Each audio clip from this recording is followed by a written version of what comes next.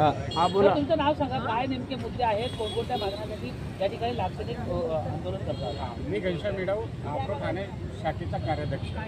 आमच्या मागण्या हेच आहेत की शासनाने जे 14/12/2019ला शासन परिपत्रक काढलं होतं आणि शासनाने GR काढलेलं होतं, त्या GRच्या अनुषंगाने सगळ्यांना जे अनुसूचित जमातीचे कर्मचारी आहे, म्हणजे त्याच्यामध्ये महादेव कोळी, धनगर, मन्नवारलो, 33 जमातीचे कर्मचारी, त्यामध्ये त्या कर्मचाऱ्यांना जात वैधता न झाल्यामुळे त्यांचं अधिसंख्य पदावर त्यांना वर्ग केलं.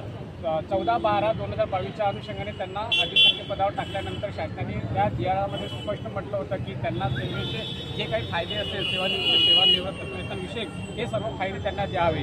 फक्त त्यांना एवढं म्हटलं होतं की अनुकंपावरती आणि त्यांना प्रमोशन देऊ नये, ह्या 2 शब्दांना वगळून इतर सर्व फायदे द्यावे हे शासनाच्या शासन GRमध्ये नमूद असताना सुद्धा आजपर्यंत काही कर्मचाऱ्यांना, त्याच्या विभागातील कर्मचाऱ्यांना त्यांना वेतनवाढ देत नाही आहे. त्यामुळे आमची पहिली प्रमुख वेतनवाढ सर्व कर्मचाऱ्यांना मिळावी हा आमचा पहिला मुद्दा आहे. आणि त्या अनुषंगाने शासनाला आम्ही हेच कळवू इच्छितो की जो तांत्रिक मुद्दा आहे वेतनवाढच्या संदर्भात, त्यांनी तो वेतनवाढ वगळावं, शब्द तांत्रिक वगळावं, हा आमची प्रमुख मागणी आहे. आणि त्यानंतर दुसरी जी मागणी आमची अशी आहे की त्या 14/12/2022च्या अनुषंगाने त्यांना 4.2 नुसार जे कार्यरत कर्मचारी होते त्यांना ते बाहेर केले आणि त्यांना आतमध्ये सेवेत घेण्यासाठी अजूनही काही शासनाच्या विभागामध्ये अजूनही 4.2 नुसार कर्मचाऱ्यांना सेवेत घेतलेले नाही आहे. त्यामुळे तो सुद्धा महत्त्वाचा आहे की त्या कर्मचाऱ्यांना आम्ही त्या निवेदनामध्ये आमची लिस्ट दिलेली आहे, तर त्या कर्मचाऱ्यांना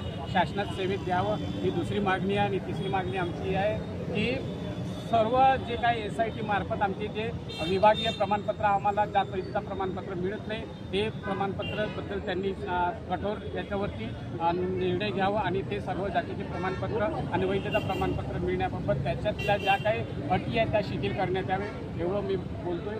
आणि अजून माझे बहिणी आहेत त्यासुद्धा यामध्ये बोलणार.